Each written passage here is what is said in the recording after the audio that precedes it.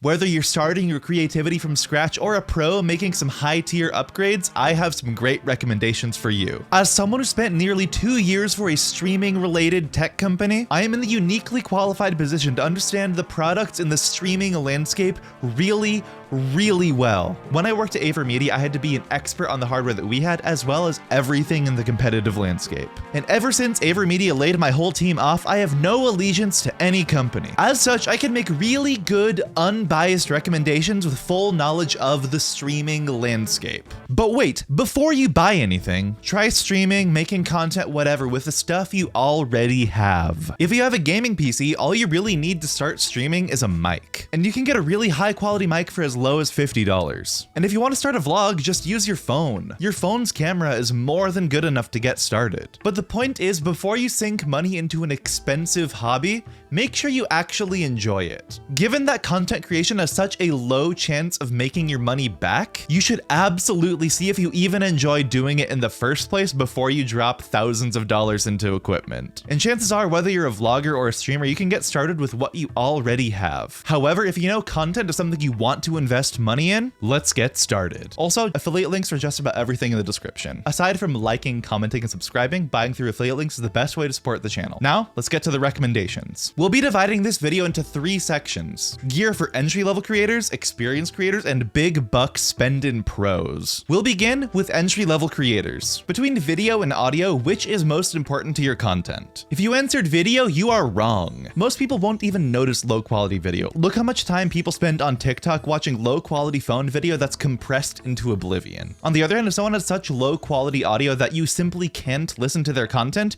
you're gonna click away. As such, no matter what level of creator you are, you need a good mic. If you don't already have a mic that you like, the one I recommend most is the Elgato Wave 1. It's usually on sale for as low as $50, and it has an amazing quality of sound. And in addition to the fantastic, affordable hardware, you get free software features with Elgato's Wavelink. Use stuff like filters, mic effects, and audio routing for a really premium audio experience for only $50. It's not $50 on Amazon right now, but it's usually on sale for that much, so buy if it's that low. While I did say that audio is way more important than video, you probably still want a decent camera or webcam. For webcam, there's 3 options that I can highly recommend. There's the Elgato Facecam, the AverMedia PW315, and the Razer Kiyo Pro. All of them capture 1080p 60, which is more than enough for Twitch, and have pretty good pictures. I would say that the Facecam probably has the highest quality picture, followed by the Razer, followed by the AverMedia, whereas the AverMedia is the lowest priced of the bunch for now. That said, all of these cams are great starter options. The Elgato has the best video quality, and the Razer and AverMedia both are really solid options coming in at under $100. Next, if you're a gamer playing console games, you probably need a capture card. The best bang for buck is probably the EVGA XR1 Lite. It supports inputs up to 4K 60 and captures up to 1080p 60. It's super simple and hardware-wise the best bang for buck of any capture card on the market, period. As for other accessories, I would recommend that you get a decent mic arm. This one by Puroma is what I used before I got the fancy one from AverMedia back when I worked there. And if I never got the one from AverMedia, I would still be using the Puroma one because it is very good. As I said, audio is the most important thing to get right with your content. No matter how good your mic is, if you don't have something like a mic arm to get it close to your mouth, you're not gonna sound good, so get a mic arm. Similarly for video, your camera is only as good as your lighting. Therefore, these lights by Neewer are not great, but they are far better than nothing. I used these lights for a long time, like in all of my earlier videos from like 2020, early 2021, these are the lights that I used, and they're more than good enough to get started. And you also might want to consider finding some free editing software like DaVinci Resolve's free version. That way you can turn your streams into videos. Now let's move on to experienced creators. As for audio, I would still recommend you stick with the Elgato Wave 1 or save up for an XLR interface. Unless you have a particular purpose for your mic like recording music or podcasts, you don't need something better than the Wave 1. It's such a solid, affordable option. But if you want to upgrade from the Wave 1, I would recommend saving up for some XLR interface, which we'll cover in the Pro section. Otherwise, I would recommend that you start upgrading your video. In this case, the Elgato Facecam Pro, something I do not own, but I've seen amazing reviews of and amazing tech demos of. It's $300 and a 4K 60 webcam. It is absurdly good. However, a webcam is still a webcam and you cannot take it with you. So if you want to get a starter camera, I would recommend either the Sony ZV-1 or the Sony ZV-E10. The ZV-1 is a point and shoot camera, meaning it does not have interchangeable lenses.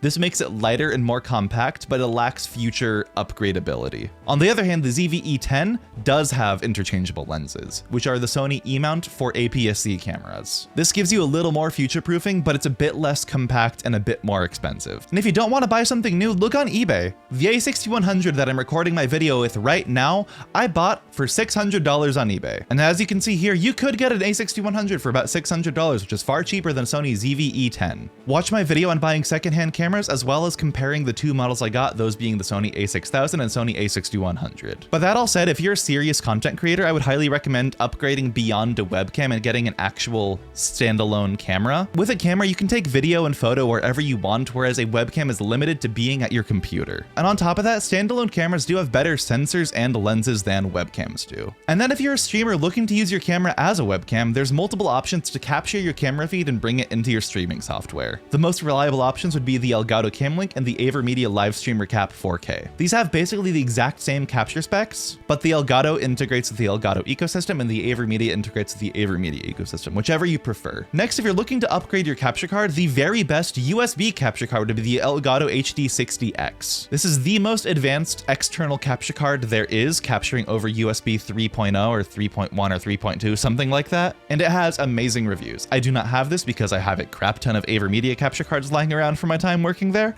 but it's a great capture card. And if you want to save a bit of money and get similar specs, I would recommend the AverMedia Livestreamer Ultra. On sale, it's $50 less than the HD60X, and it has the exact same capture specs other than not supporting variable refresh rate, which for most people doesn't even matter. Again, the biggest difference is that the Elgato supports the Elgato ecosystem and the AverMedia does not, and I'm a big fan of the Elgato ecosystem. And then if you're really serious about capturing your content, I would recommend a PCIe internal capture card. This does require that you're on a desktop PC and potentially have a second streaming PC altogether if you're capturing PC gameplay, but PCIe capture cards are by far the best options, period, when it comes to quality. So if you're looking for PCIe, there's the Elgato 4K 60 Pro Mark II, as well as the AverMedia LiveGamer 4K. But these capture cards are very much overkill, and in most cases, the EVGA XR1 Lite is still more than good enough. Next, as for peripherals, I'd recommend that you get a Stream Deck because it is so convenient both for OBS stream management as well as for productivity. I have two Stream Decks and I make use of them so much.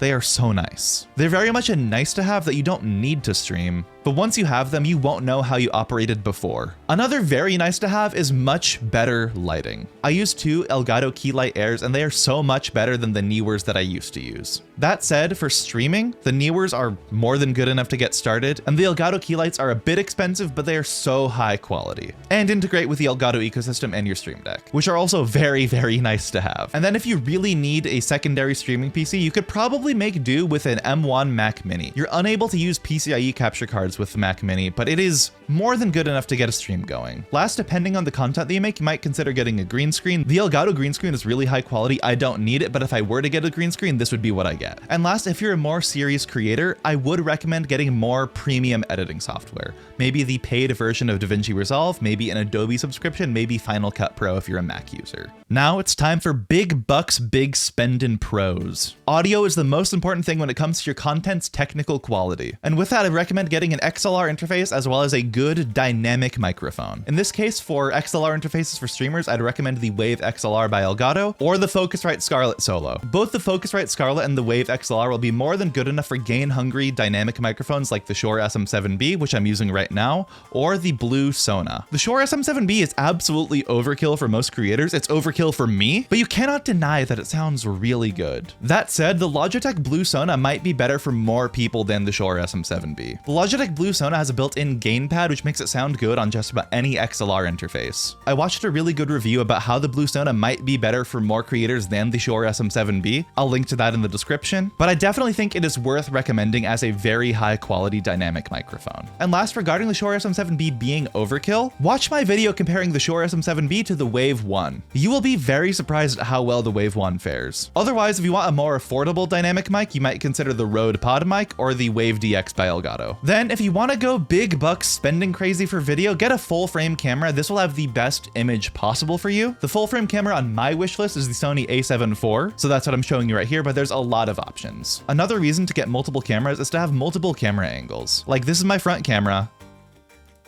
And this is my back camera. I have a Sony a6600 and a Sony a6100. Both are shooting in 4K, and I really, really like the picture quality. It is very excessive. I don't need this, but I really like it, so I use it. But this is why I put major camera upgrades in the big bucks, big spendin' pro category. They are excessive. And then regarding capture cards, unless something comes out that supports HDMI 2.1, I've already given the best possible recommendations in terms of specs. So there's nothing here for the Big Bucks Pro. Sorry. Otherwise, for peripheral upgrades, I might recommend getting a bigger Stream Deck. You might have noticed that I really like Stream Decks. Then the last completely unnecessary but very nice upgrade you might get is sound treatment. This will only be a marginal upgrade in your sound quality, but when you're at the highest echelons of quality, a marginal upgrade is what makes the difference. I don't have any sound treatment. I have a pretty well-treated room because there's so much stuff and clutter in it. If you have a cluttered room and if you have curtains, you probably don't need sound treatment if you're just a streamer. But that said, if you want the very best audio quality, consider sound treatment. The Elgato Wave panels are probably the best of the best when it comes to this, though they're very pricey, and there's loads of other options.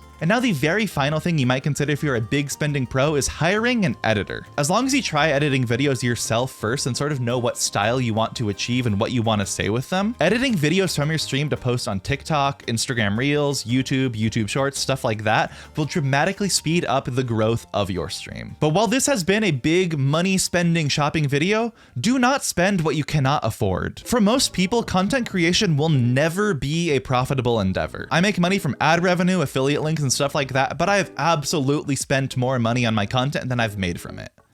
By a lot. And the reason I spent so much money on tech upgrades for my content in the first place is because I had a full-time job. Work on your content like it's a job, but spend on it like it's a luxury. Start trying to make content with the tech you already have. See what you can do, and then fill the gaps with what you need. Maybe that's a good mic, maybe that's a webcam, maybe that's a whole camera. And then if you discover that you love making content, invest in it like it's a hobby. Never expect to make money as a creator, but if you love doing it and have the money to spend, why not make some upgrades? If you want some more insight on when not to overspend on a hobby, watch my video on when not to buy more ocarinas. Ocarinas may be the subject matter, but the framework applies to any hobby-related purchase or upgrade. As always, I have affiliate links for everything I mentioned in the description, and purchasing through affiliate links is the best way to support my channel other than liking, commenting, and subscribing. Thanks for watching, watch that video next, and I'll see you next time.